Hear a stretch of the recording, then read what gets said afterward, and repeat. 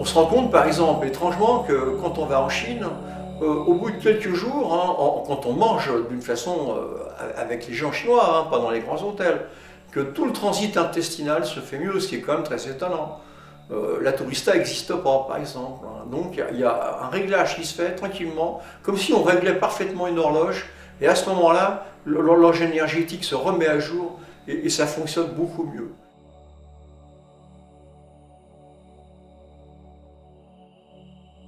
Parce que les recettes sont très simples, hein. En réalité, on va retrouver 5 éléments avec eau, bois, feu, terre, métal. On va avoir une cuisson par l'eau, une cuisson par le bois, une cuisson par le feu, une cuisson par la terre, une cuisson par le métal. Et avec des aliments qui vont être choisis. C'est simplement des tableaux, il y a des tableaux très simples où c'est organisé depuis des millénaires.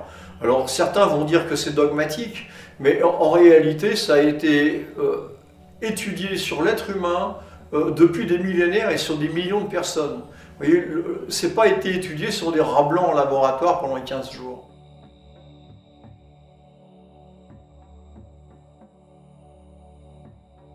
Et donc il y a une très très longue expérience. On sait que tel plat va permettre d'agir plus sur le foie, que tel plat va permettre d'agir plus sur les poumons.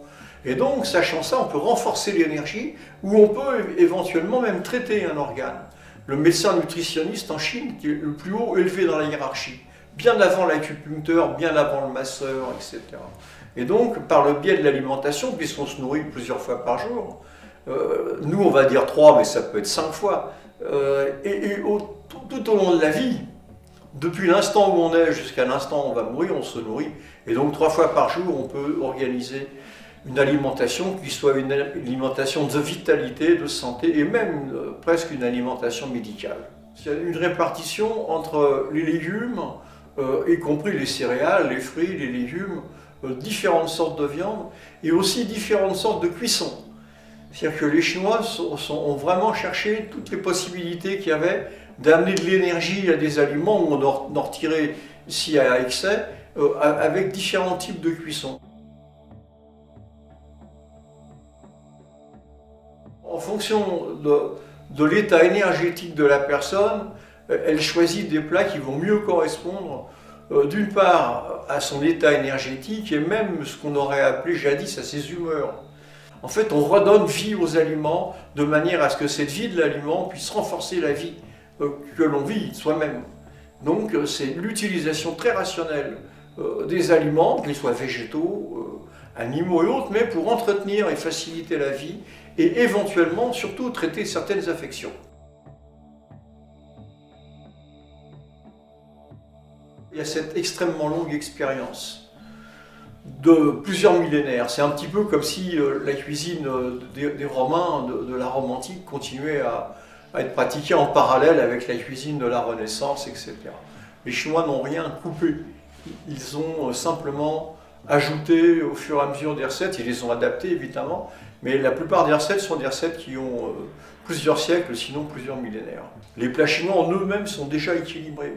Et après, un plat n'est rien, c'est l'ensemble des plats qui est le repas. Vous voyez, c'est pour ça, faire un plat bien équilibré une fois dans la semaine, ce serait dommage. Si on peut faire 5 plats bien équilibrés pendant un repas, et on va dire 5 plats pendant un repas, mais c'est impossible. Mais bon, ça met quelques minutes à préparer, hein. Ils cuisent les uns derrière les autres, il suffit de servir. C'est beaucoup plus rapide des fois à réaliser 5 plats chinois qu'un seul plat occidental. Mais voilà, on a un peu peur de la quantité. Alors que là, la quantité permet de varier. Voilà. Une bonne cuisine, c'est comme le beau temps, il faut que ça change. Un beau temps, il y a de la pluie, il y a du vent, il y a du soleil. C'est pas que 45 degrés à l'ombre pendant 3 semaines ou 3 mois. Quoi. Voilà, ça, c'est pas un beau temps, c'est un temps assassin. Et la cuisine, une bonne cuisine, c'est une cuisine qui change tout le temps. Une cuisine monomaniaque, c'est une cuisine assassine.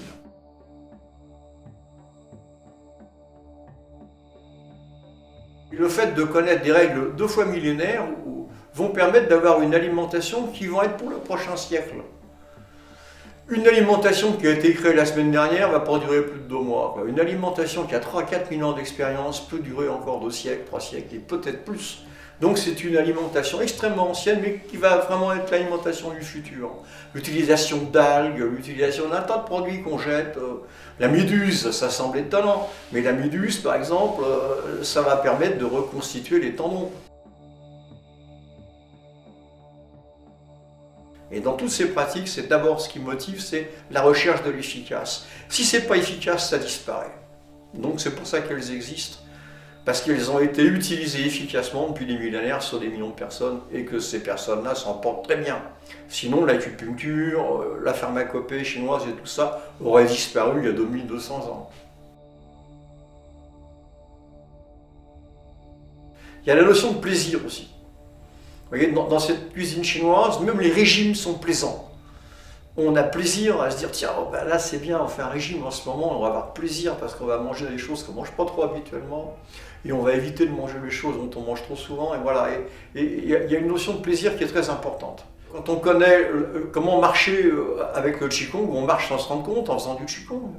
Quand on connaît les règles de la cuisine, on pense plus aux 5 éléments, ils sont là dans l'assiette, on n'a pas tous les jours à mettre un tableau noir. Et donc, petit à petit, par habitude, par friction, ça se fait le plus naturellement du monde et on n'a pas à y penser.